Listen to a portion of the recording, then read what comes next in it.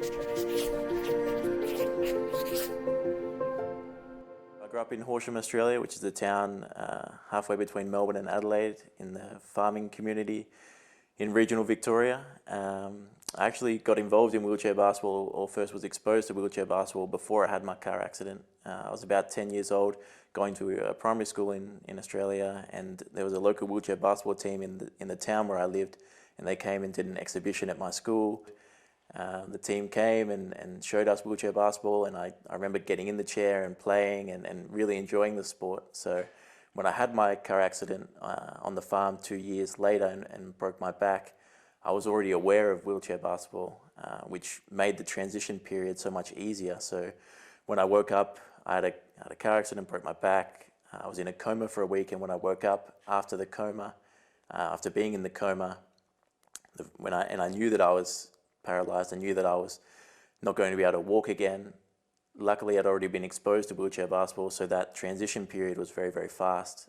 It was something that I was excited about trying straight away. So after a few months in hospital to recover and physically become stronger once again, I started rehabilitation, and it was there that they showed me wheelchair basketball for a second time, and I loved it. From the first moment that I tried it, I thought, yeah, this is the sport I want to do.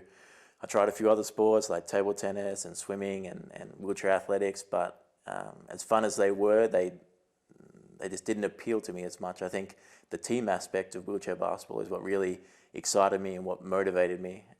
Plus I had some really strong role models in wheelchair basketball, some guys, and I guess for me looking forward, it was looking to the Australian men's team.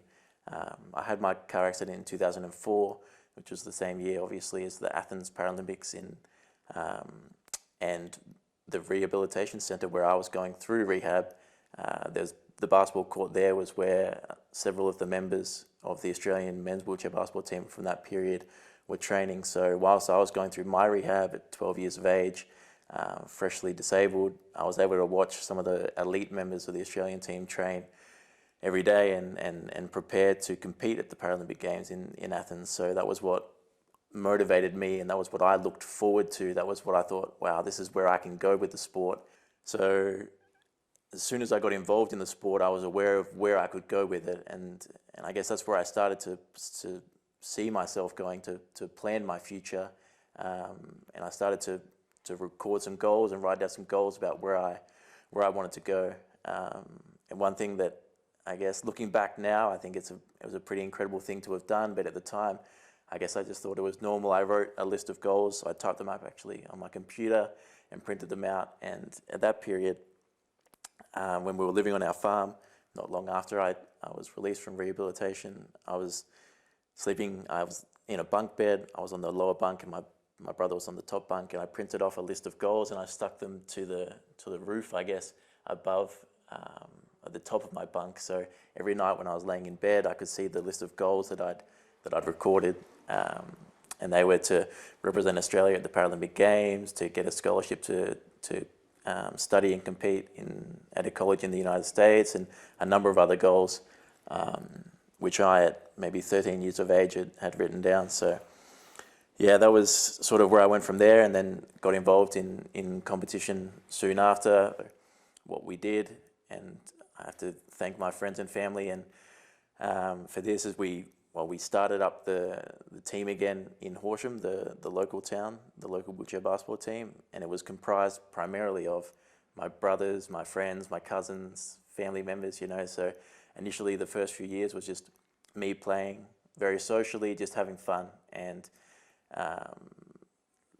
for the fact that there weren't many other disabled people in my town, because it is a small town, I'm very lucky that all my friends wanted to play as well. So that's, in my opinion, one of the great things about wheelchair basketball, is that you don't have to be disabled to play, and you can look at our team here in Gießen, for instance, or in Wetzlar. Mark Bisart, who doesn't have a disability, plays, and once he's sitting in the chair, there's no real difference. You know what I mean? So once I became a little bit older and a bit stronger and wanted to compete on a higher level, obviously being able to do that in my town was no longer possible. So my dad made a huge sacrifice to drive me to Melbourne and back, which is about, say, 3.5 or 4 hours each way, so maybe an 8-hour round trip, and we were doing that pretty much every week to go down and train with the state-based team in Melbourne to compete in the National League, which is our version of the Bundesliga. So I started that when I was sort of 15, 16, 17, playing also with the junior, the under 18 or the under 20 state team.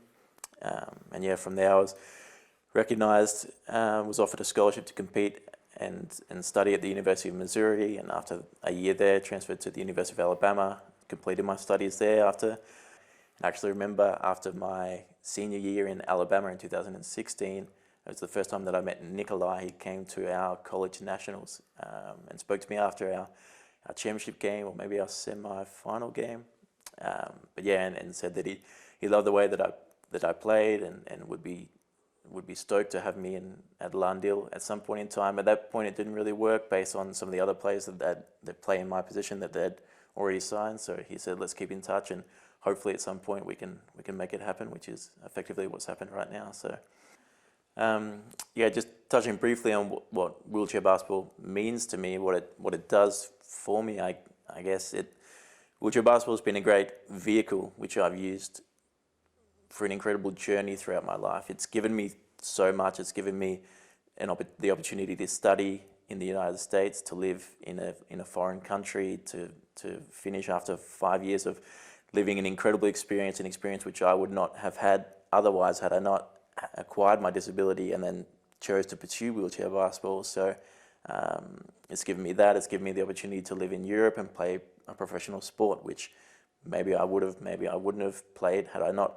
had my disability and had I not chose to pursue wheelchair basketball. So ultimately for me, it's given me the opportunity to represent my country 3 times at the Paralympic Games and at 2 separate World Championships, and be amongst the most elite of our sport in the world. Yeah, that's what it's given me, and I'm very grateful for that, and hope to and plan to give back as much as I can to the sport and to the next generation coming through, so that they can have similar experiences to what I've had. It's a little bit of a brief overview of my story, how I came to be here today, playing with you guys. So yeah, hope it was interesting enough, and if you've got more questions, feel free to ask. I'm always happy to share a bit about who I am and where I've come from and where I plan to go.